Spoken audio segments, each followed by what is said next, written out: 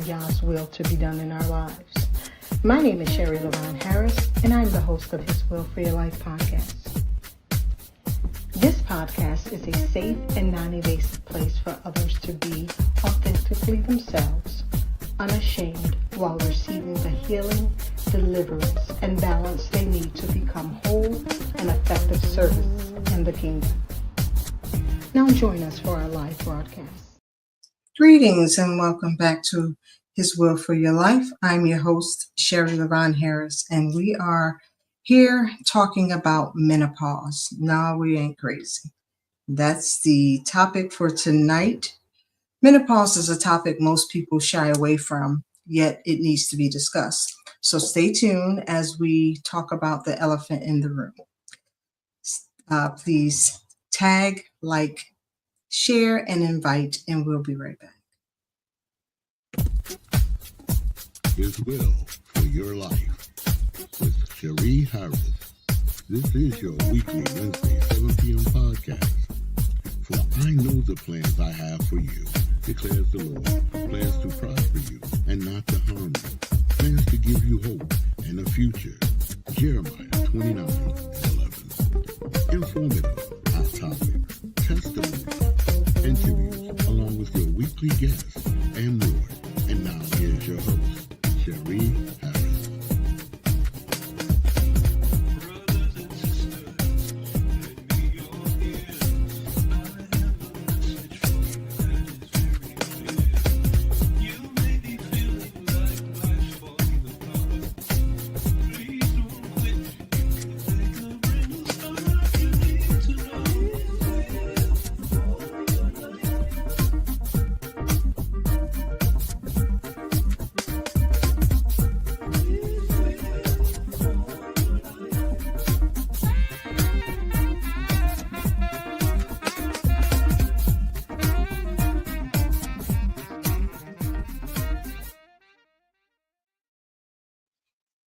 Greetings and welcome back to His Will for Your Life. Again, I'm your host, Sherry LaVon Harris, and we have joining us again is Michelle Gerald. How are you?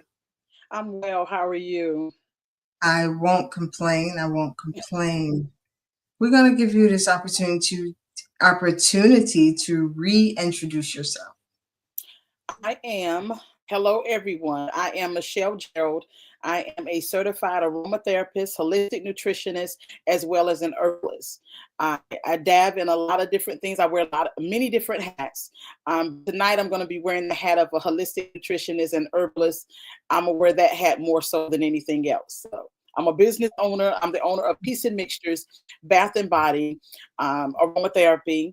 I have a place here in Myrtle Beach, located at 1440 Carver Street. If you're ever in Myrtle Beach area, I'm at 1440 Carver Street, Unit 6, and come in because I specialize in detox. That's from all parts of your body. So, yes. Awesome.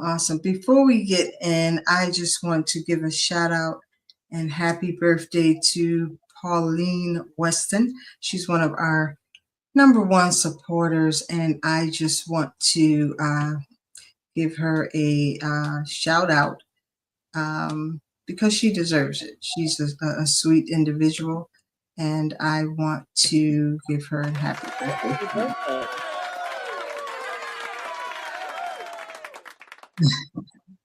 Yeah. Okay, now we can begin. I just had to give her that shout out. She's very special. Okay. We are going to talk about menopause. So I have a plethora of questions to ask you, and then feel free to just add in or add on to, what I ask.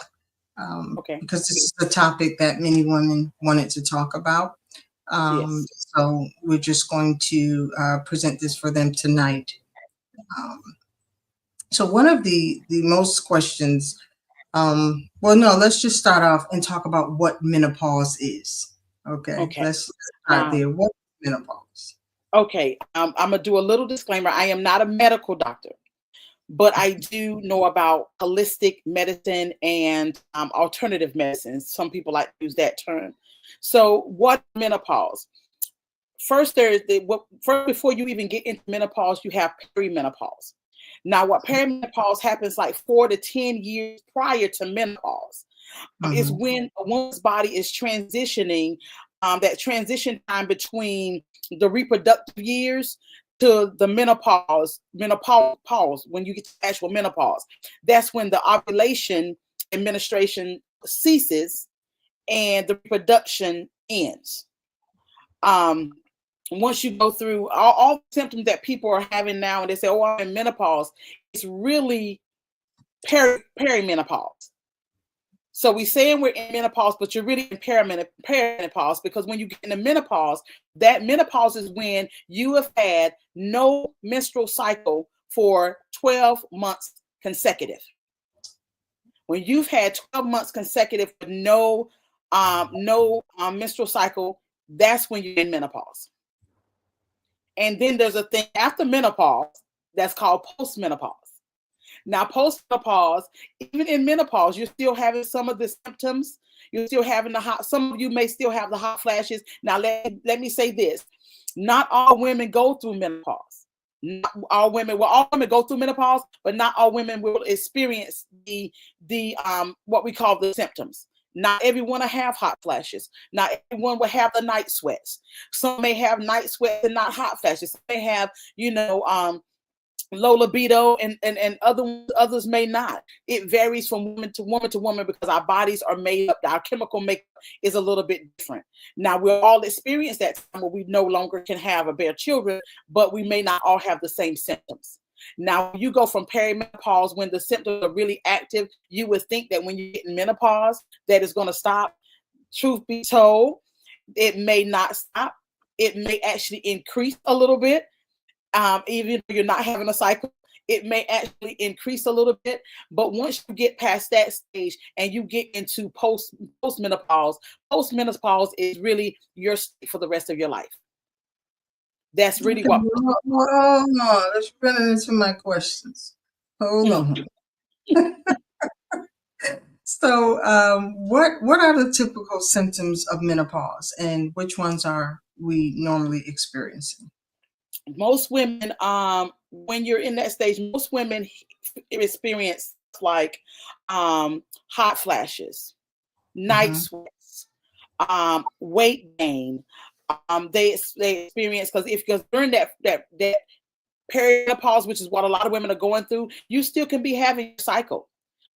Your cycle may get irregular. It may become really heavy. You can experience low libido. You don't know, where you just don't have the desire at that time. And then it can, the reason the men think we're kind of crazy is because one minute you can be you'll be like all over them, and then the next minute you're like, keep your hands off of me, don't touch me, because you experience these mood swings, and you experience the list is long because our symptoms are so broad. You may experience, some women experience headaches, an increase in headaches. They experience, like I said, weight gain. It also affects, because what it is estrogen dominance, right? That's what's going on, because your estrogen level, when you're in perimenopause, your estrogen levels are really high, while your progesterone is going low. So you're experiencing estrogen dominance, and you're going to experience, you may have anxiety, you may get depressed. All of these things happen because during this time, you have to remember that your emotional, spiritual, mental, and physical, all your hormones, they're all imbalanced right now. So what we need to do is get them balanced. Okay. So is it possible that the symptoms can kind of mimic something else other than menopause? It could. It could mimic other things depending on, because women's bodies are always going through different changes. So it could mimic other things. You could be having issues as far as like with your reproductive system. You could be having problems there. Some of the, like when I say you may have depression, anxiety, and that type of thing, that could be mimicking something else going on in the body. it could mimic other things, but more than likely when you're having experienced this thing, you are in perimenopause. You're in that state. More than likely when you're experiencing, especially if you have at least 5 of these, that's what you're in. That's what you're in. You're in perimenopause. What is the typical timeline for menopause? They say, now this is what they say. They say around the age of 35 and up. But I have known women and have worked with women who were younger than that. Wow. Well, I do want to say this, that a lot of times, and I'm probably going to get in trouble with the science world and all of that, because science always tries to debunk anything that is natural, really. But I will say this, a lot of times when you go to the doctor and they ask you about your history, your family history, the reason they do that, because then it's easy to come up with a diagnosis. And I'm going to get a lot of backlash from this. But when honestly, and this is I'll put it like this is my belief. And from what I've learned from my research and from me studying and working with other people, blood pressure, diabetes, and those type things is not hereditary. I know it's not. So when you go to the doctor and they're telling you, they'll say you're starting to, you should know your body. And when you know your body and something's going on wrong with it, and you go and the first thing you want to do is prescribe you birth control. Your periods will start to get off whack. You prescribe you birth control, which is full of estrogen. You're already dealing with estrogen dominance. So it doesn't make sense to give you something that's going to boost that up even higher. Does that make sense? So the age, it varies from woman to woman because our body chemistry is made up differently. And that's the one reason why I say it's not hereditary, because even though I have some of the same DNA as my mother, my body chemistry is different from my mother. You see what I'm saying? So if my body chemistry is different, then, that doesn't mean that I'm going to have what she has. Or had what my grandmother had, because all of our body chemistry is made different. Absolutely. So, what are the signs of perimenopause, and are we experiencing them now? The signs are those symptoms that I mentioned earlier. If you're having I'll say this, those women who are not at that age, but you're getting ready to, this is the things that I want to talk to you about tonight, is the things that you can do before you get to perimenopause, while you're in perimenopause, menopause, and postmenopause. What it is, if you start before, it's like you set yourself up to when you get to perimenopause, that you will not, it's not that you won't have the symptoms, it's not that you will be, that it will help you get through it and you won't have as many complications. I guess I should say. The signs of it is the fatigue. If you're feeling tired, fatigue. If you're having a hard time sleeping, it could be something as simple as having a hard time falling asleep at night. If you're finding that your periods around this time is either getting heavy, you're having heavier bleeding, if you're having more severe pain, that could be a sign of it. Even irregular periods. If you've been a person who has normally had, you can count and your cycle is going to come on this day and it never fails, and it starts to get irregular, that's a sign of it. Looking at that and looking at your age and all of these things, those are all signs. Those are all signs. Now, the hot flashes, those are just right. You can't even time those, because those just start out of the blue, and you never know. They don't give you an indication that they come in. They just show up. The night sweat just show up. You could be one night sleeping fine, and the next night they just showed up. So you can't, so those are all signs that you're in perimenopause. What are the long-term health effects of menopause? I would say, are you asking if there's something that long-term effects, like it's gonna, like some issues that are gonna cause damage? Is that what you mean, or? Is it continuous? So once we get these symptoms and go through and experience menopause, is it a long-term effect, or is it just for a duration of, let's say, within a 12-month period, or is it longer than that? It is longer than that. It is longer than that. Like I said, it can start that when that perimenopause stage.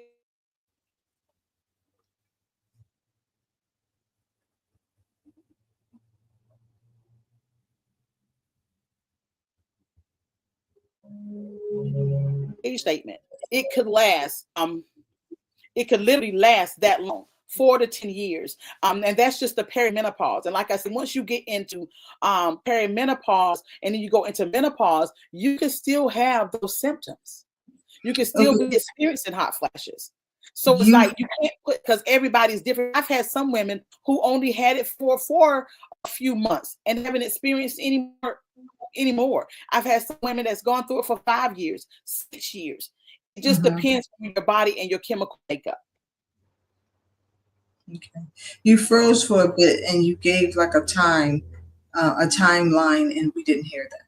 Okay. I apologize. I did see it going around. So the time frame can vary from person to person.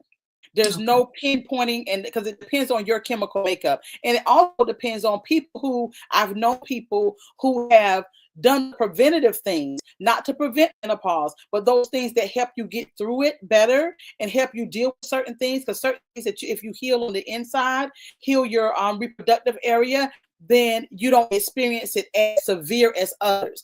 And the timeline can don't last as long. Now, it can range from 4 years to 10 years or over.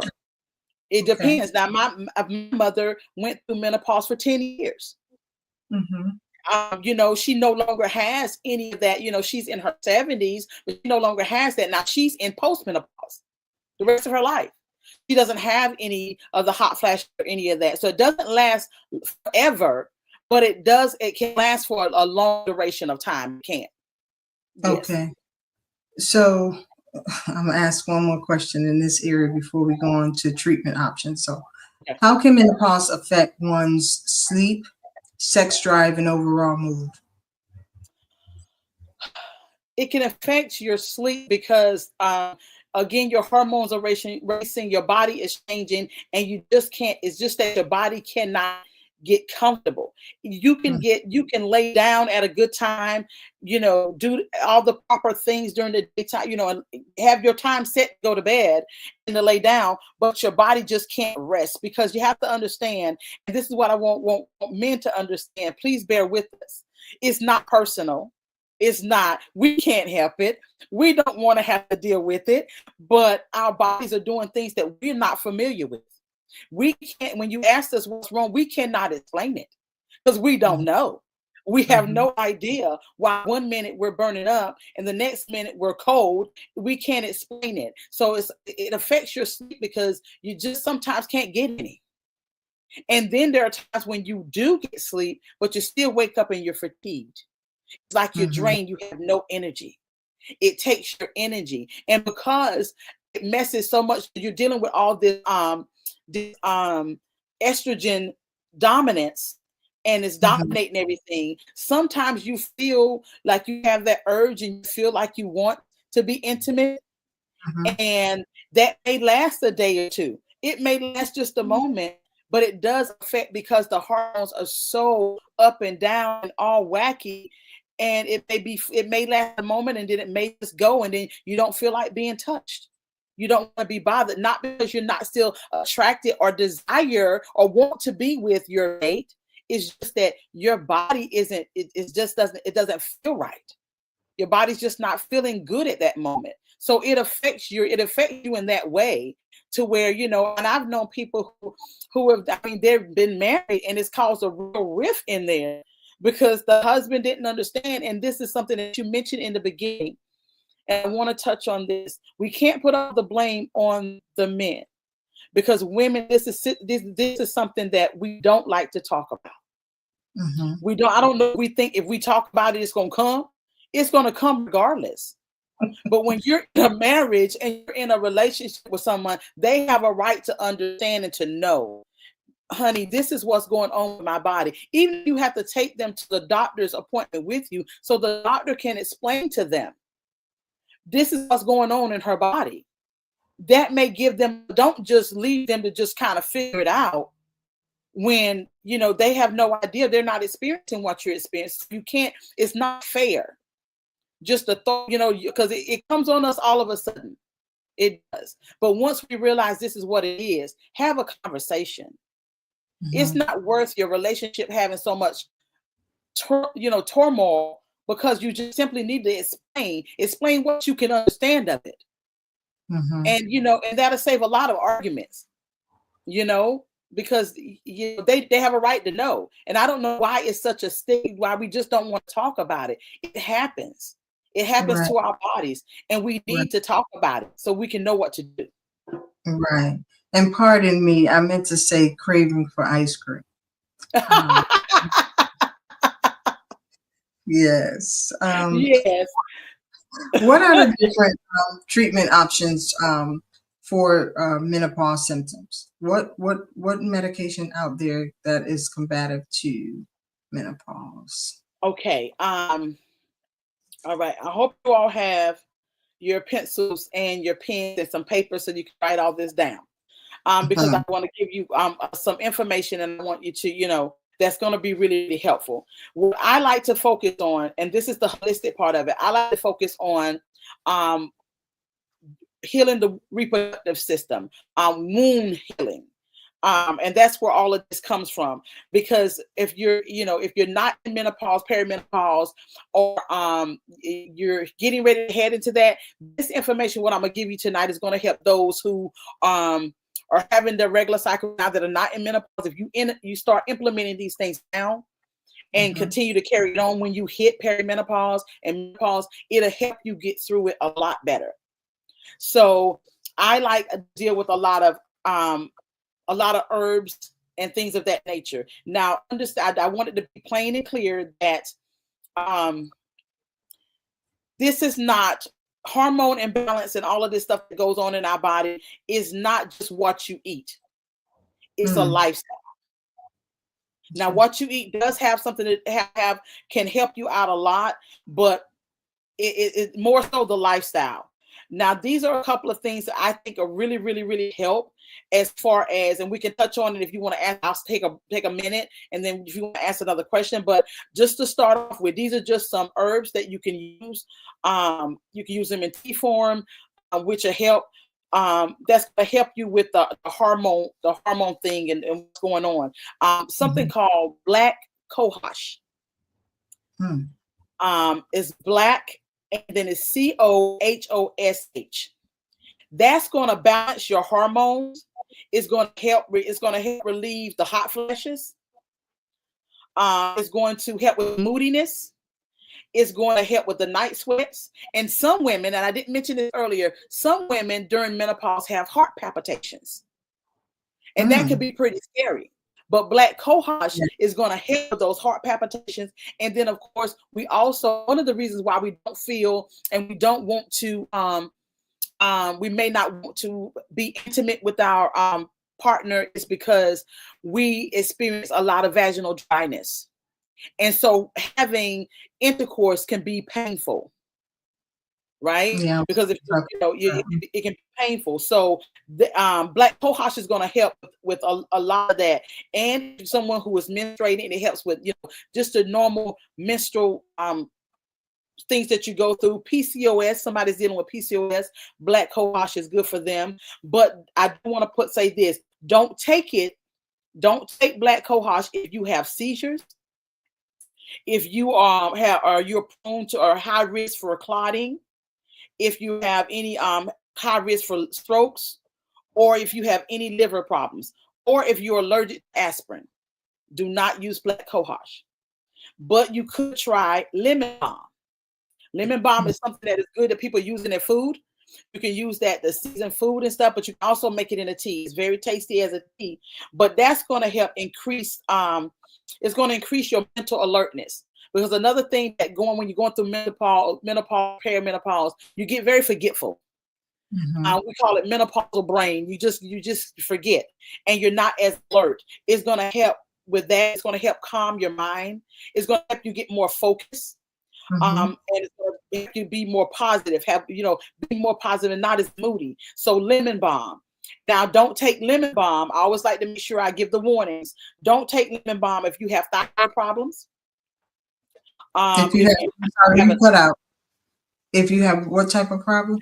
Don't take lemon balm if you have a underactive thyroid. If you have thyroid issues, don't take lemon balm. You can use the black cohosh, or this next one, which is called saw, like SAW, palmetto. Saw palmetto is going to increase your libido. So it's going to increase your libido. And for women who are looking to have a baby, because a lot of women do get pregnant during this transition. They get, and a lot of them want to get pregnant. So if you are, saw palmetto is one of those herbs that is going to help you increase your fertility. And it can, in some women, it can, if you're starting like at the younger age, before you get to this, delay menopause. It has been known to delay menopause, but here's the warnings. Don't take it if you have any kind of pancreatitis or pancreas issues, if you again have any clotting disorders, or if you have any liver disorders. Don't take the saw palmetto. That's going to cause adverse effects. That's pretty much everybody with all these symptoms. But okay, go ahead. Yeah, well, I mean, they have the pancreatitis. If you have that, you don't take it. Now, for women who are you're still trying to deal with the balancing of hormones, there's 3 other herbs I want to give you, and there's one herb in particular. It's raspberry leaf. Raspberry leaf. These are all teas that you can drink. Raspberry leaf is a tea that I believe women should keep in their arsenal at all times. Whether you're in perimenopause, whether you are in menopause, whether you're postmenopause, whether you're not even close to it. And the reason raspberry leaf is one of those that you need to keep in your arsenal is because what raspberry leaf does, it supports the reproductive health, but it also tones your womb. It works with healing the reproductive area and toning the womb.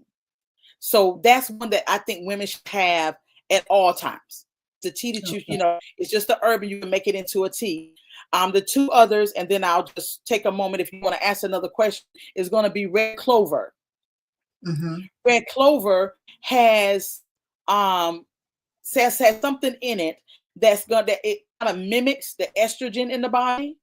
But what it's going to do, that's going to help with the hot flashes, the mood swings. That's going to help with that. So for those who can't take the cohosh, you can take the red clover. And there's nothing in it that's going to have any adverse effect on any of those health issues that I told you earlier. So there's something for everybody. And then the last one is called chasteberry. You'll either find it called chasteberry, which is CHASBERRY, or it'll be called Vitex, VITEX. That's the herb. It's little teeny petals, but you can make it into a tea. You can steep it into a tea, and what it does, it is actually the pituitary gland's friend, and it helps promote the progesterone that you need to help counteract. Because remember, that's low, and your estrogen is high. So that chasteberry it is your pituitary gland's friend. It can be besties because it's going to help in that area. So those are just some of the herbs that you all can make in a tea that's going to help with all of those symptoms during this time and before. If you implement it before, it's going to help you when you do get to that point of perimenopause. It's going to help you go through. It'll really help you go through. Yes. What are the benefits and risks of hormone therapy? As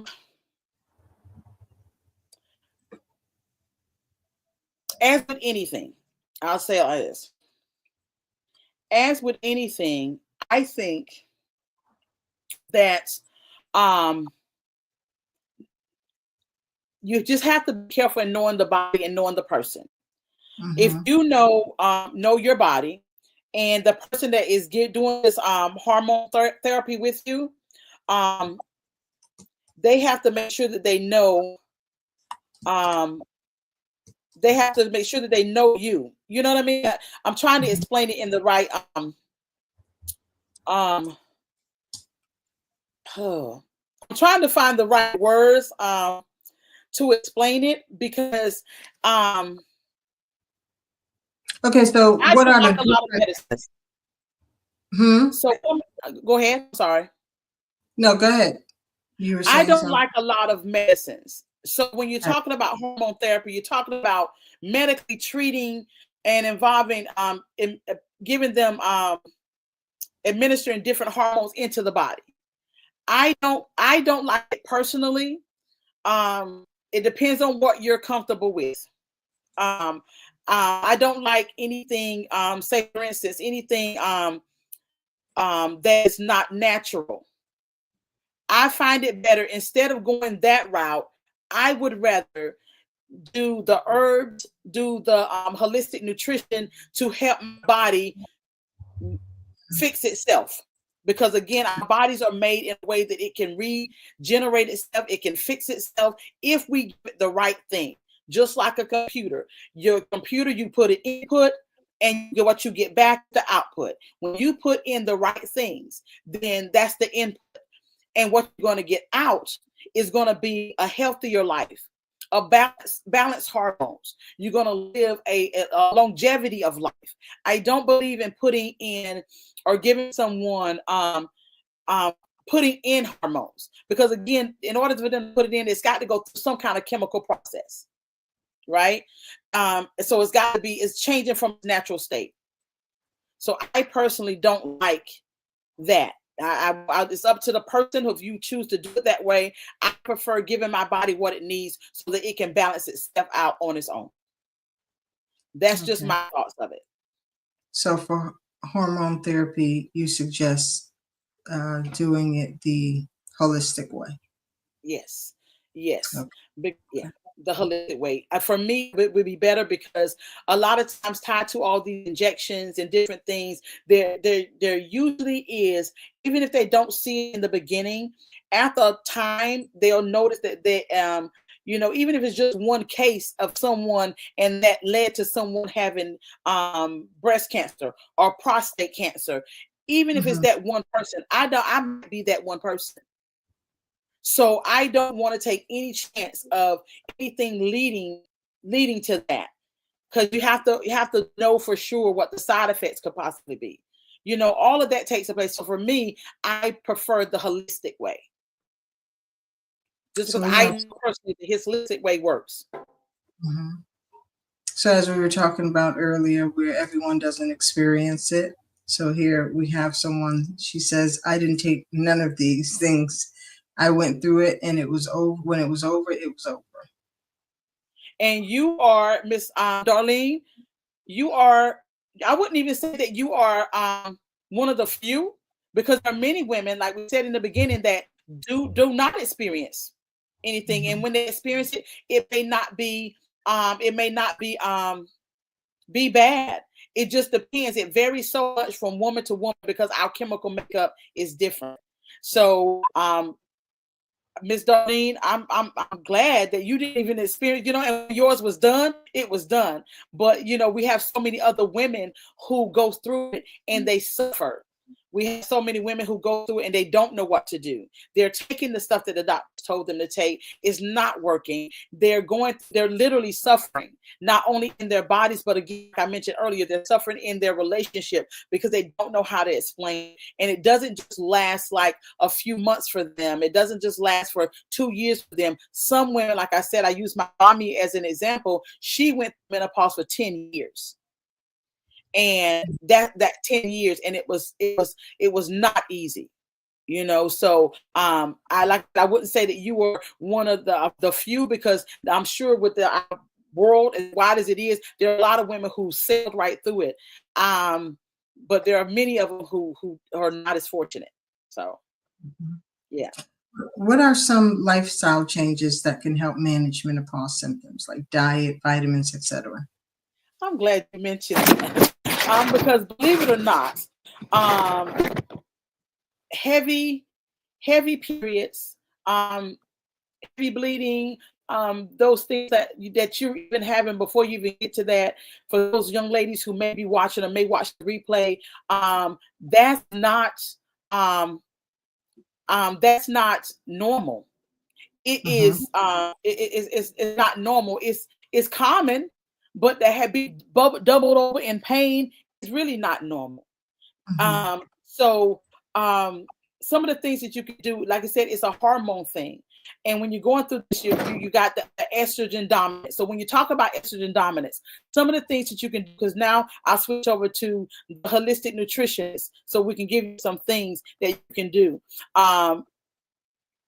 You can buy some of the things that you can implement as far as food that I gave you the herbs that you can use, but some of the foods that you can do that will help really detox your body from excess estrogen. You can eat cruciferous vegetables.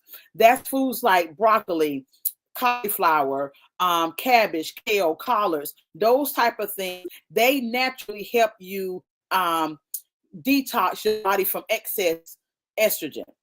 Now, if you're having what I like to tell women that come in that I help treat, if you implement this during your cycles, like the week before your cycles, you usually have, for those women who are in perimenopause that are still getting a cycle, there are things that you can do. The week before your cycle, you can prepare 7 days.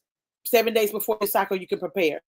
Just adding these things into your diet is going to help you all over anyway. But what I always suggest is to avoid, and this may be hard because our bodies seem to crave sweets and sugar during this time, but you need to avoid cold foods. You need to avoid processed foods. You need to avoid sugars, because during this time that you're going through this, your body is inflamed. Those things are Mm-hmm. not going to help. But the things that you need are going to be leafy greens because of the magnesium. You need stuff like pumpkin seeds or avocados because of the healthy fats. Things like wild salmon or sardines or something like that that has the omega-3s, ginger, turmeric, chamomile. All of those things are good. Please avoid the cold foods, dairy, sugar, caffeine. Avoiding those things is going to help you avoid some of the discomfort, like the heavy bleeding and all of that. Now, I do give people a list the 7 days prior to your cycle. And this is something you can just implement in your life, even if you're not having a cycle right now. You can just implement it one time a month that you can do this. And if you can make it a lifestyle, then try to implement it more. But what I suggest, a meal plan, the days 1 through 3 of that 7 days before your cycle, then you should be eating warm foods, like soups, stews, sauteed greens, stuff like that, and then drink that raspberry leaf tea, which is one of the things that I say you should have in your arsenal at all times. Days 4 through 6, that's when you're going to implement your anti-inflammatory foods, stuff like the flaxseed, berries, turmeric. No dairy, no caffeine, no processed foods, no sugar. Now, the day before your period is supposed to start, or that 7th day, you need the magnesium.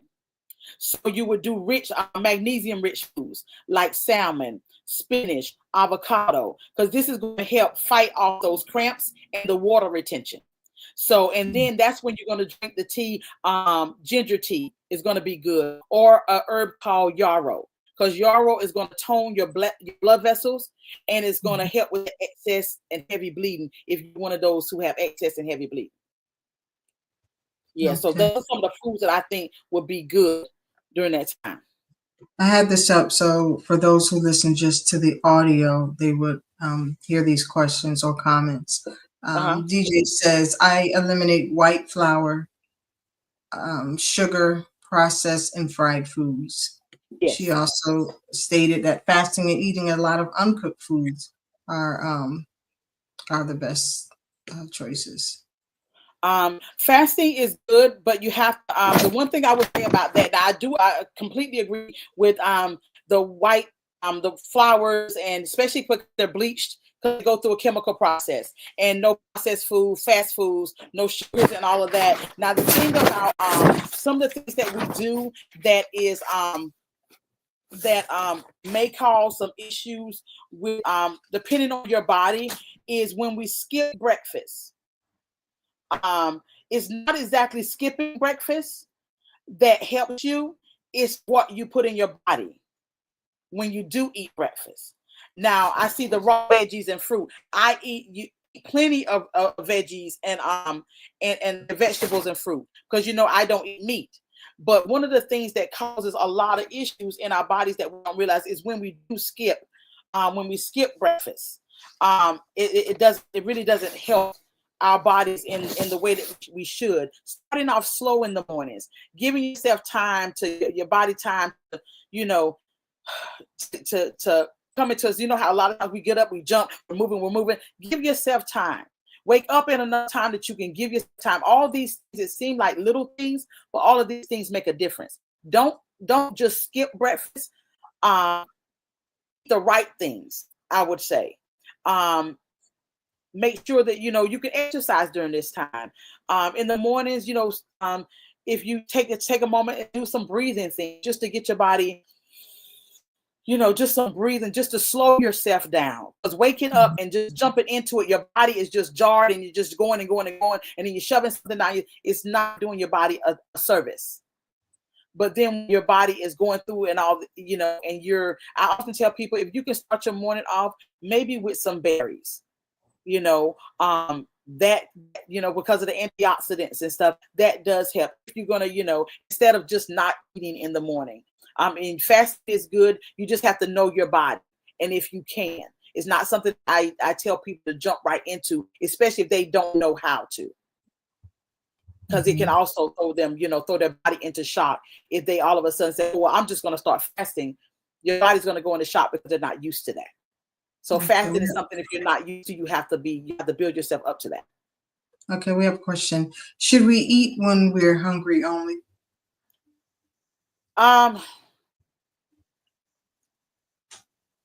That's two parts. Okay. Unless, because it goes into it ties into the fasting, and this is why I say that. I can eat when I'm hungry because my body is used to certain things. But for someone who may not be, then if they have a schedule that they're eating on and that works for them, I keep them on that schedule.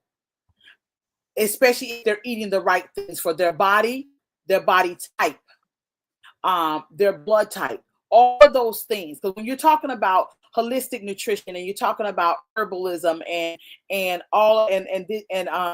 aromatherapy, all these things tie in together for me. So it's not just a cut and dry thing for me. It's all individual. So I look at that individual. We do, sometimes I'll send them to have if they want to do a blood type thing, have their blood type, come back with their blood type. That's how I determine diet and all of that. So for some people, it may be okay for them to eat only when they're hungry.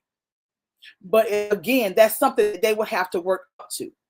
I can't very well tell somebody here tonight, well, you know what, only eat when you're hungry, and their body isn't used to that. Because again, that's going to send their body the wrong input, because it's just going to be a shock to their body because they're not used to that. So if that's something that they want to get up to, they have to work themselves up to that. But what if there's an emotional eater who just eats, right? And they made their body accustomed to that when that may not be the best practice for one's body. Okay, so when you're talking about somebody who is an emotional eater, the key word there is emotional. So me just telling that person, you only eat when you're hungry, that's a whole nother level, and that's on something else. Because if they're an emotional eater, then what is that? What's the emotion? You have to deal with that. That's an inner type thing that you have to deal with. What's causing the emotion? What's causing, you know what I mean? What's causing them to be, You know what I'm saying? That what's causing them to have that emotion that they're tied. What caused them to tie food to their emotion?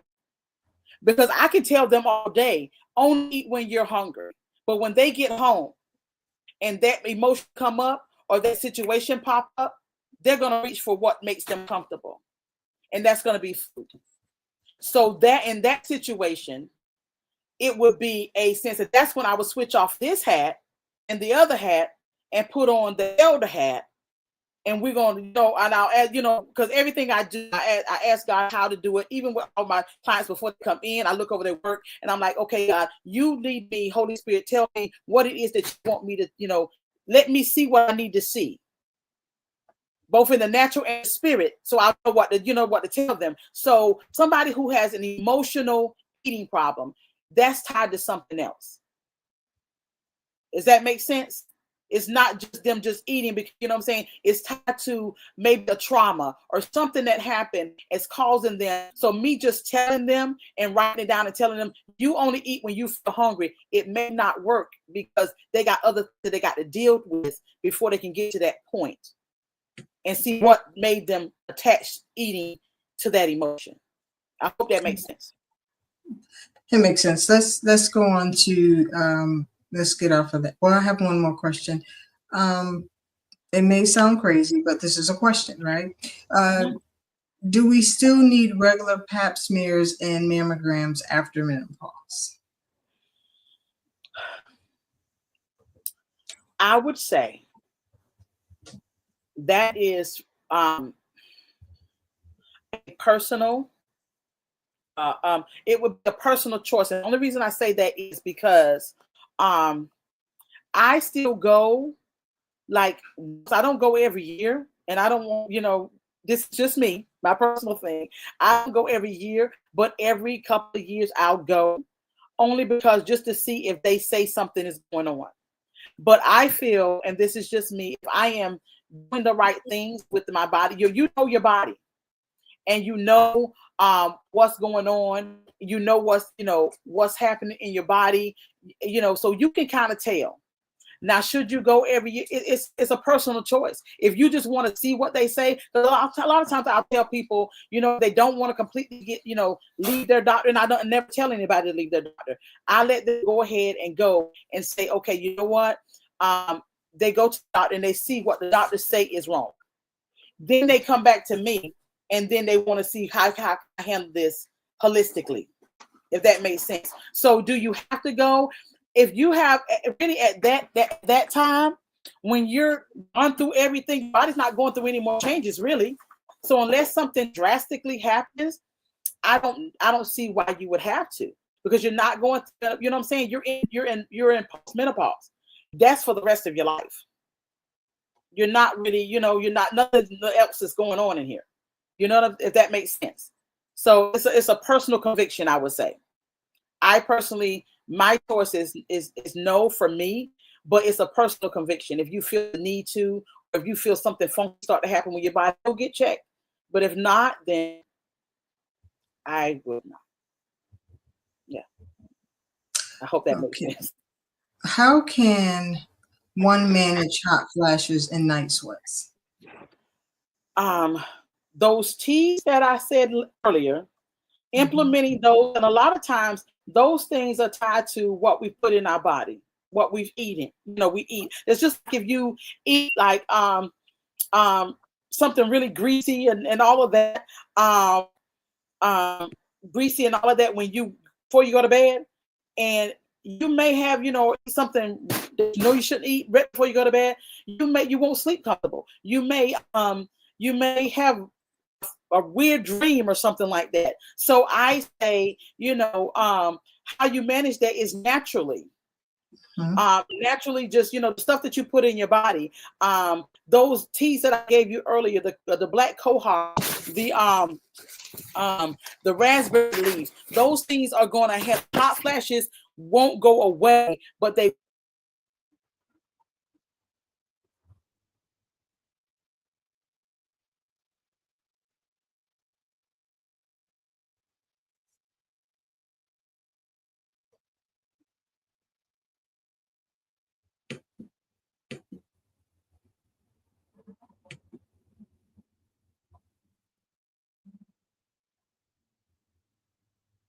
won't be here. These things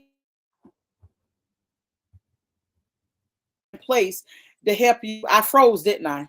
Did you hear what I was saying, or did I freeze? Okay. Yeah, these things are in place to help you, to help with those symptoms. And that's why I say it's important to even start implementing them now when you're in it, before you even get into it. If you start implementing them now, there's a chance that you may not even have hot flashes. For those women who are not even at that age, heading there, if you start doing these natural things now, it can really lessen what you go through when you do get to perimenopause or menopause. If you're actively in it, what I would suggest is start implementing those things now. Watching what you eat.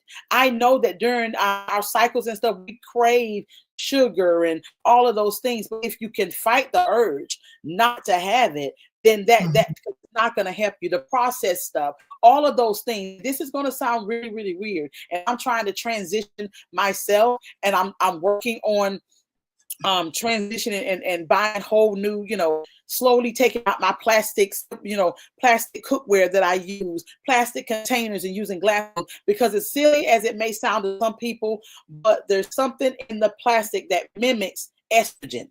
So when you put your food in there and you cook with it, and after cooking with a plasticware, and you're stirring your food, that heat, those chemicals and stuff are breaking off and going into your food. So if it's mimicking estrogen and you're already having an estrogen dominance, then that's just going to increase it. So I'm trying to transit simple stuff like that. All of those things, as silly as it sounds to some people, all of those things contribute. The plastic, all of it does. So even transitioning from that, because there's chemicals in there that mimic estrogen. And so you're overloading your body with estrogen, and you're wondering why you can't get rid of the estrogen, why you can't lower it, because it's simple things that we're doing every day, like keeping our food in a plastic container that's causing us to keep it back in, So the only thing I can suggest as far as like dealing with the hot, is the teas. The herbs do work. You just have to let them work. You just have to, let them work. It's going to help you, it's going to help lessen the hot flashes and the night sweats. You'll be able to deal with them, but until it starts getting into your body and start to do what it needs to do. That's all you can. That's really all you can do naturally. Is just implement those things and let it do what it's supposed to do in your body. Thank you, DJ. I do this every day at work, so I will stop doing that. Thank you.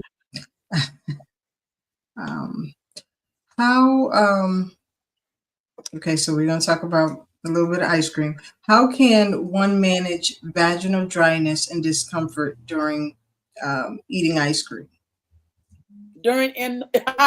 Ice cream. So if y'all don't know what that means, y'all got to go back and watch the show from last week.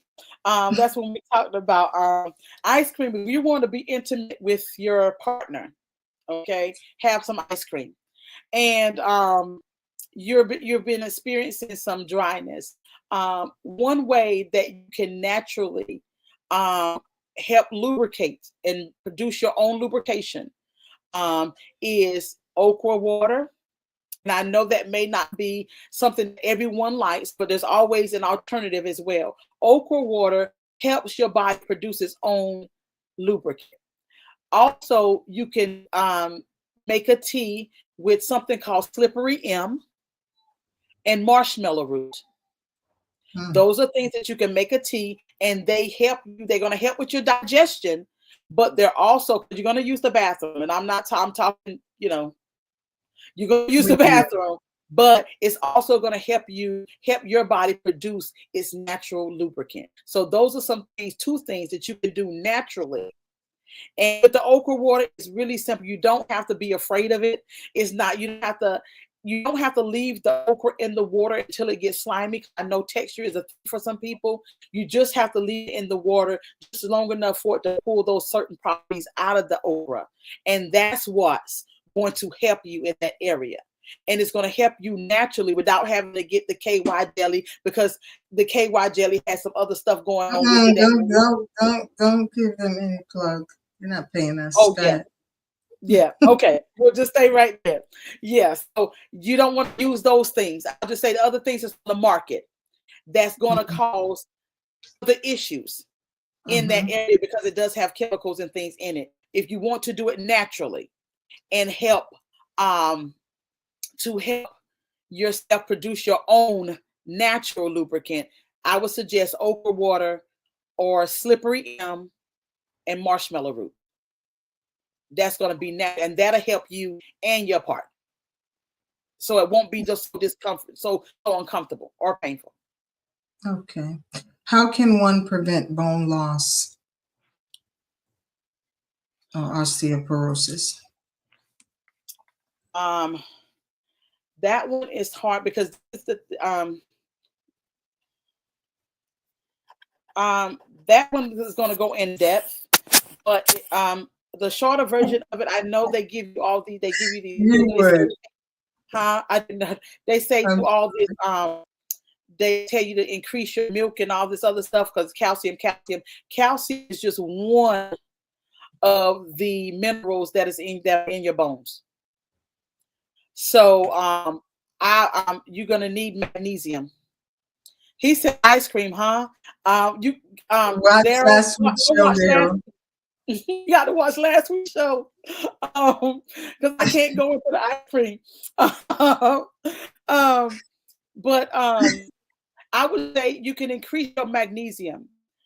So you're eating those magnesium dense foods like the salmon, the avocado, and we need to stay away from those seed oils as well.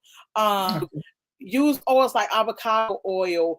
Stay away from when I say seed oils. I'm talking about the canola oils, the vegetable oils, because they're filled with all different kinds of things, not what we think they are. So we need to stay away from those things, but then incorporate those omega-3s. Incorporate that's going to help your bones, because when they tell you, if you notice that the people that have osteoporosis and they prescribe them those pills that they do, and they tell them they give them those calcium pills and have them taking calcium, if you notice that their bones get more brittle and their bones are still easier to break, and that's because calcium is just one of the 9 different minerals that your bones are made up of.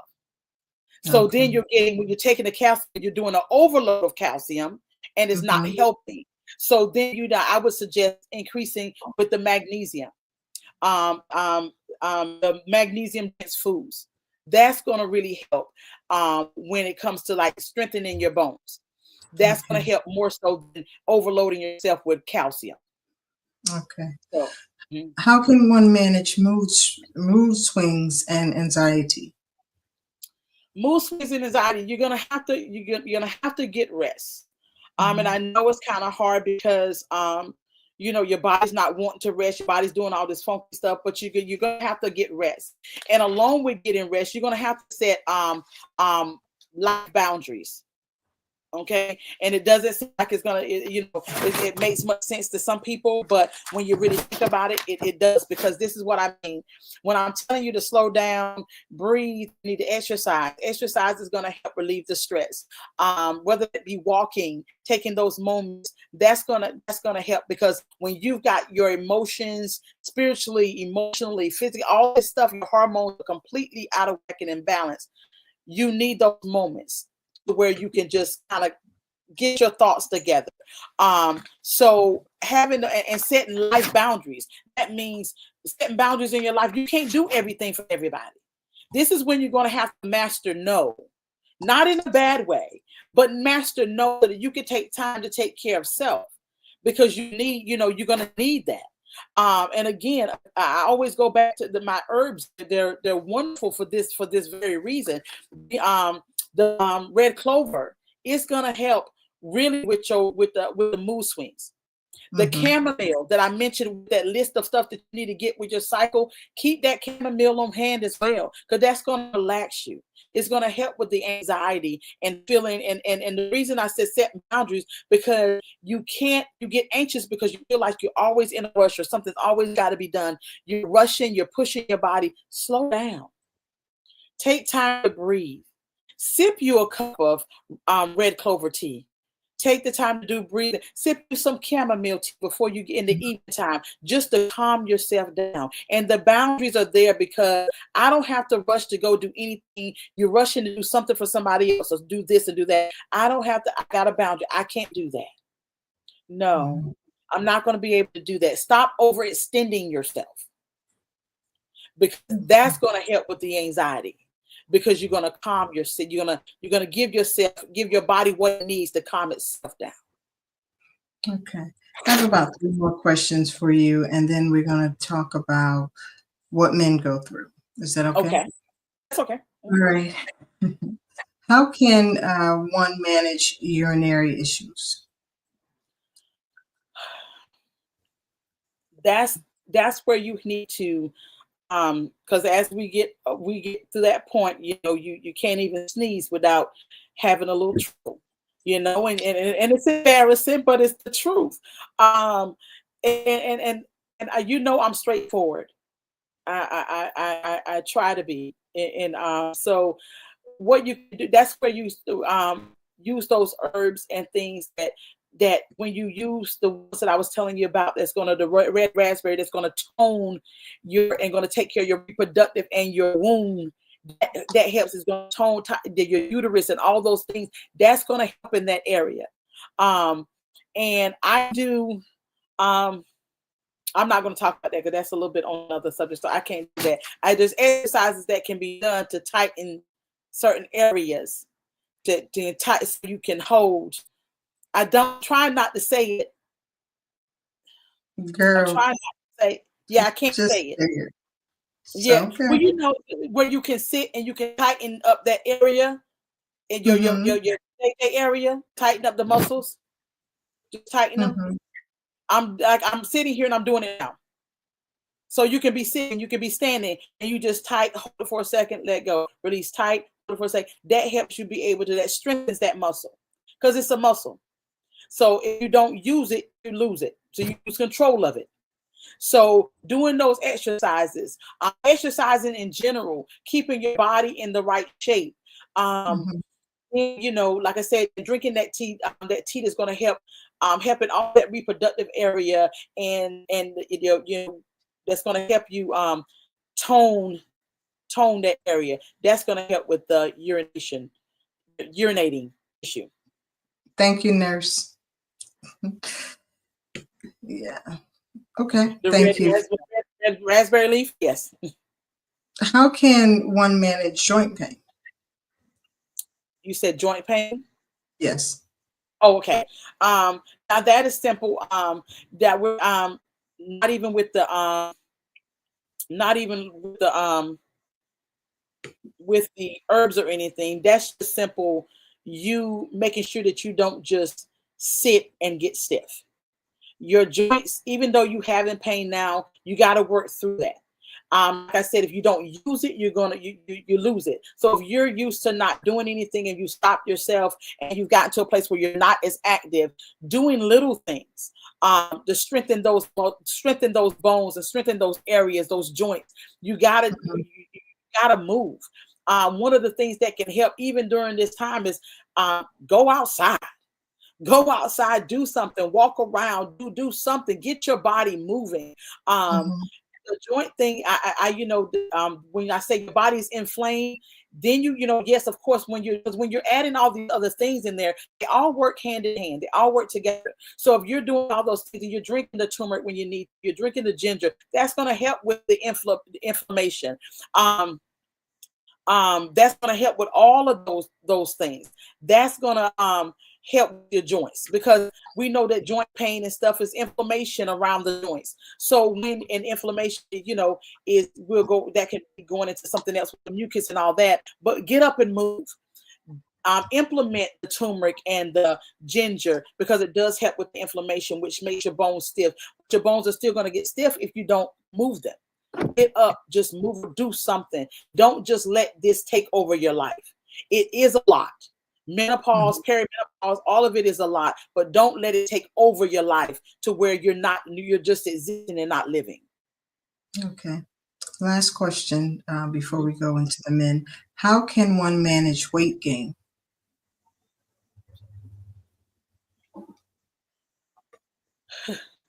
That is simply just watching what you intake. I said it's not just about the food. It's not just about what you eat. It's a lifestyle. So you got to make the decision. How do I want to go through? I don't know how long this is going to last for me. It may be a year. It may be 2 years. It may be 5 or 6 years.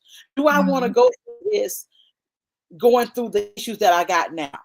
And if you don't, then you make the decision. Okay, you know what? I'm no longer gonna eat this. And I know it's hard to take away everything at one time. Make gradual changes if you have to. Take away something and take away something bad, add something good in replace of it. So it's not like you feel like you're losing anything. It's a matter of what you gotta watch what you eat. There's no way around it. Absolutely no way around it. Now, I did give you one tea earlier that was going to help you with the water retention, because there is going to be some water retention, and with the gaining of, the inflammation and stuff. That tea is very, it's going to be very helpful. But along with that, like I said, I believe in. I'm always going to go back to the herbs and the natural way, because that's going to work. And I know it does, because it works for me. But the water retention, because you don't want all that water weight gain. All of those things can be eliminated if you start giving your body the right input so you can get the right output. You've got to make a change. You've got to make a change. You can't continue to go through the McDonald's and the Wendy's drive-through when you're going through perimenopause, menopause, or just dealing with your regular cycle, and then think that things are going to change. They're not. You're feeding all those you feed those hormones, you're just pushing it up, because we know that there's stuff done chemically to those foods. We know, that there's things done, and what you're putting in your body, you're not doing yourself a disservice. So the only way you're gonna deal with the weight gain is you're gonna have to make better choices in what you put in your body. You're gonna have to make the conscious decision.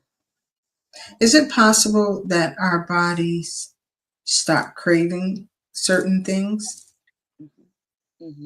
Now, I was told a long time ago that what your body craves is what your body is missing, right?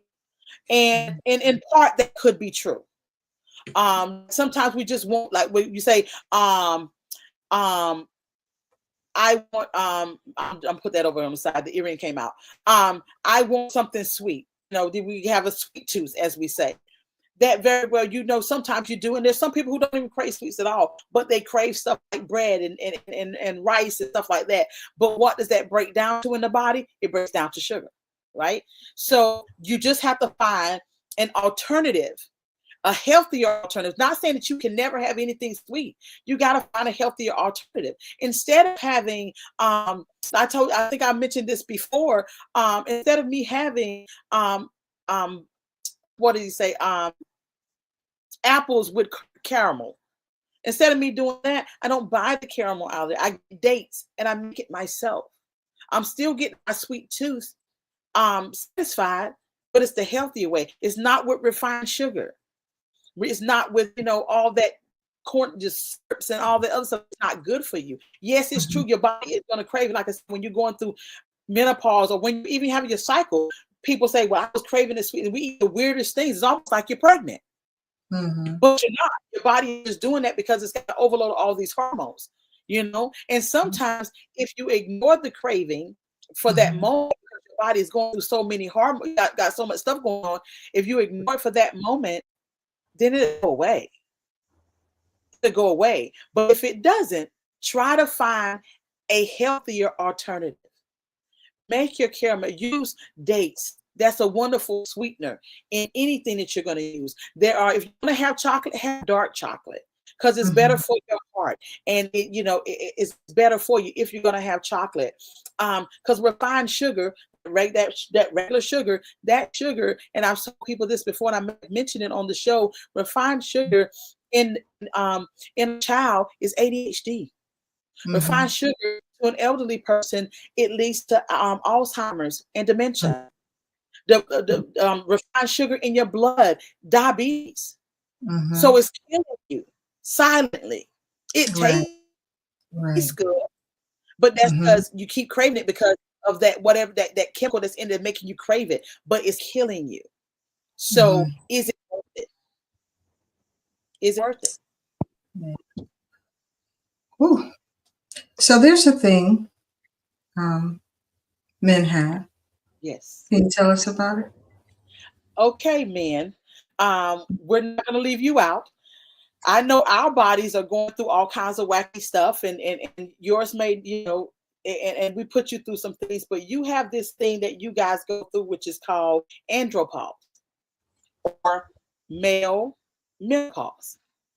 And during that time, you can experience some of the same things that women experience. You can experience, but on a different scale relating to you all. That's when you get the dad bod that they say, where you got the little belly going on.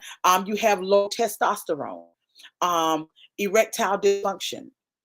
You can become decreased energy, fatigue, mood changes. You get irritable and sometimes depressed. You have a reduced muscle mass. You increase in body fat. Frozen bananas. I call it nice cream when I make ice cream out of frozen bananas. You have memory loss, and you also have a decline in libido. Your concentration gets off, and this usually happens, as far as I say, it's like the time frame. This happens typically during midlife. And a change of life for men. But you guys have andropause. So we don't go through it alone, ladies. The men go through it too. And the one thing I can say is that during this time, surprisingly, men, what is happening in your body is your estrogen, and you do produce estrogen, your estrogen levels are higher. And that can cause you to have anxiety or be nervous. Mm. And you can have swelling in your lower extremities. Mm. That comes sometime, and along with that comes with that happens a lot of time with the men, as far as the increase in estrogen when they've gained a lot of weight. Okay. When they've gained a lot of weight, especially around the belly area, they're obese. That's when you start to have a lot of that estrogen. Your estrogen levels increase, and so with men, the same thing applies. You can't, the teas that we use for our hormones is not gonna, it's not the same. It's not gonna have the same effect. But this is when you need to exercise. You need to start watching what you eat. It's very important. Watching what you eat. You need to start consuming more natural stuff. You need to start going to the working out, even if it's just like a little bit every day, walking. These things can help. What can you do naturally to help get back on track? But you do go through it. Now, and the same thing with women. It's not that every man will experience all these things, because every man may not experience andropause on that level. But your body is going to change as well. As you get older, your body doesn't go through all the changes that our bodies go through, but your body is going to go through. And it's just called andropause. So when you're looking at us and we're going through our thing, just know that it's possible. Your time is coming. Your time is coming. We have a question. What about raw sugar? Is good. It's better than refined sugar. Anything in its natural state is better than refined sugar. I still would try not to consume it as much. I would try not to consume sugar as little as possible. And if you can get a sweetener, like if you sweeten your whatever it is that you're eating with, dates, agave, maple syrup, honey, but like agave and stuff like that, that's better. But raw sugar is better than refined, because it hasn't been through the chemical process that the refined sugar has. Okay. Thank you. Do you all have any more questions? I was going to open it up for live calls, but time has gotten away from us. Next week, though, we're going to have. Let me remove this screen. I'm sorry. Next week, we're going to have my friend from Pakistan. He was here a couple of years ago. And the only thing with him is he's going to be up at 5 o'clock in the morning. It will be 5 o'clock in the morning, his time. in Pakistan, but he's going to talk about his call and the ministry that Yah has placed on his life. So please don't miss next week. If he can get up at 5 o'clock in the morning, you guys can come and support him. I mean, thank you. Yes, that's the end of our show. Thank you all for watching. Another comment. Thank you all for watching. Remember, it's okay not to be okay as long as you don't stay in that place. And there's a t-shirt with that quote on it. You can find that on YouTube. While you're watching YouTube, it should be scrolling at the bottom of this video. Also, please subscribe, and you can also purchase any of our merchandise at J2911-brand.com. Please support us. It will help us do more and bring you more content. Thank you, Michelle, for this great podcast. Can't hear you. Thank you. Oh, thank you. You're welcome. Thank You're you. welcome. I know it was a lot of information. I was trying to get it all in. I pray I have someone. Yes. Bless you too. Any questions before we log off? Thank you again for joining us. Please grab your t-shirt, a hoodie, some sweatpants, a mug, a tumbler, anything on our site to support His Will for Your Life and the J2911 brand. Again, that website you can also purchase on hiswillforyourlife.com or J2911-brand.com. Thank you all for joining us. We'll see you next time. Good night. You have any closing remarks? No, I just want everybody, just to say, everybody, just take care of yourself. Watch your body. Listen to your body. And from listening to your body, you'll know what to put in your body. Everybody's situation is different. So don't compare your going through with anybody else's. You find out what you need that's going to work for your body. And just take care of yourself. Make the right choices. We want to live long and happy. So make the right choices. That's true. What did you mean by that, DJ? You said recording? Yeah, she said recording. Not sure what she meant. All right. Thank you, everyone. Have a good night. Remember, it's okay not to be okay, just as long as you don't stay in that place. I love you and see you next time. Please join us again next week for another riveting, informative segment of His Will for Your Life podcast with Sherry and our special guest,